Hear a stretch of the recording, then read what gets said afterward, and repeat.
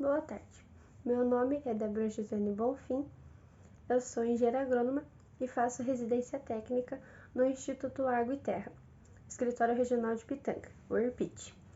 E esse é o meu trabalho apresentado na disciplina de Metodologia de Pesquisa. Então, o tema do meu trabalho é produção de mudas florestais em viveiros do IAT, que é o Instituto Água e Terra, no Escritório Regional de Pitanga, IRPIT. A Constituição Federal do ano de 1988, capítulo 6, fala a respeito do meio ambiente. O artigo 222 diz: todos têm direito ao meio ambiente ecologicamente equilibrado, porque ele é um bem de uso comum ao povo e essencial à sadia qualidade de vida, impondo-se ao poder público e à coletividade o dever de defendê-lo e preservá-lo para o presente e futuras gerações. Então, o meio ambiente ele é muito importante, ele é preservado por lei e atentar contra ele, fazendo supressão, desmate ilegal, sem devida autorização de um órgão competente, é um crime ambiental e ele é punido perante a lei. A pessoa que comete uma infração, comete um crime ambiental, ela tem que responder, né, judicialmente perante esse ato e ele tem que reflorestar. Então, esse reflorestamento ele pode ser tanto por condução da regeneração natural das espécies nativas, que consiste em delimitar a área, fazer uma cerca para que não entrem animais domésticos e deixar com que ela volte naturalmente. Ela vai se regenerar ao longo do tempo, né, no decorrer dos anos, ou a pessoa pode fazer o plantio de mudas nativas. Então, ela vai fazer um termo de compromisso ou vai apresentar um PRAD, que é um plano de recuperação de áreas degradadas, e ele vai retirar as mudas, vai ser feita uma orientação do plantio, como que deve ser feito, o coroamento dessas mudas, os tratos culturais, todos os cuidados relacionados a ela. E o Instituto Água e Terra, ele tem os seus próprios viveiros e eles disponibilizam gratuitamente essas mudas para a população, desde quem precisa reflorestar uma área por ter sido autuado ou para pessoas que apenas querem plantar algumas árvores, às vezes melhorar uma área de preservação que ele já tem. Então a finalidade do viveiro é justamente essa, realizar a produção dessas mudas para que as pessoas consigam levar elas e propagar, regenerar uma área e demais condições. Então, o objetivo do trabalho é justamente apresentar alguns requisitos para que ocorra a instalação do viveiro e quais os cuidados que são necessários para adequadamente fazer a produção dessas mudas que vão ser destinadas à população. Dentre os cuidados que precisamos ter no viveiro, está, por exemplo, o molhamento das mudas.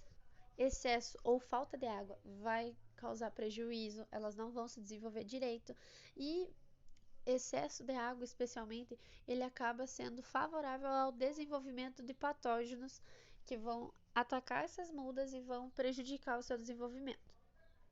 O tipo de irrigação vai ser muito importante porque ele vai aumentar ou diminuir essa incidência. A limpeza do local ela deve ser levada muito a sério, precisa ser muito bem feita, porque senão você pode causar a introdução de patógenos. A adubação também, para cada tipo de espécie, para cada desenvolvimento das mudas, ela tem uma relação adequada, então tem que prestar atenção nisso. E controlar pragas e doenças para que o desenvolvimento dessas mudas ocorra todo no processo certinho. O Instituto Água e Terra, ele tem 19 viveiros dentro do estado do Paraná, com mais de 80 espécies sendo produzidas. Essas aqui são algumas das opções de espécies que estão disponíveis no viveiro do IRPIT. Falando um pouco mais sobre cada um, a irrigação, ela, como eu disse, em excesso ou em falta, ela prejudica. Ela deve ser feita em horários sequenciados, com intervalos, né, que sejam adequados para que as mudas consigam absorver a quantidade de água que elas estão recebendo. As mudas elas precisam ter qualidade, elas precisam ter um bom vigor para que depois no campo elas possam se desenvolver adequadamente. O local do viveiro ele tem que ser de fácil acesso, com que as pessoas consigam chegar nele de maneira fácil. A instalação deve ser feita conforme alguns critérios para evitar, por exemplo, muito vento ou direcionamento correto do sol para poder pegar mais parte de sol durante o dia no viveiro. As embalagens utilizadas elas devem ser esterilizadas para que não tenha introdução de patógenos. Cada tipo de embalagem oferece um benefício e cabe ao viveiro determinar qual vai ser. O potencial genético delas é muito importante para que essa planta também consiga se desenvolver direito. A qualidade das sementes vai demandar muito disso, questão de adaptação dessas plantas no campo mais tarde. O substrato também, o viveiro vai decidir qual que é a melhor opção, qual o melhor tipo que ele vai utilizar.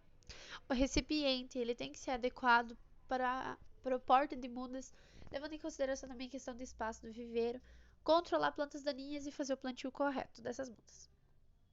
Aqui algumas fotos, né, do viveiro e das regiões fitogeográficas. Cada região tem um tipo de espécie que se desenvolve melhor, então tem que prestar atenção nisso por causa de adaptação dessas mudas para que elas consigam se desenvolver direito.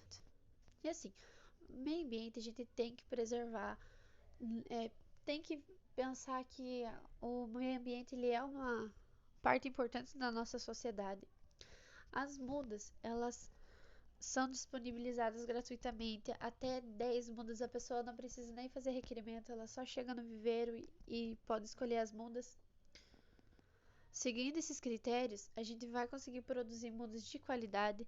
Elas são retiradas no Instituto Água e Terra para quem cometeu crime ambiental ou não, e elas são produzidas de forma correta.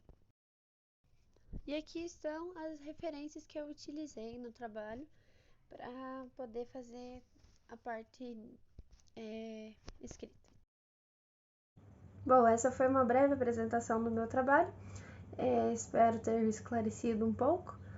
E é isso. Muito obrigada pela atenção e boa tarde.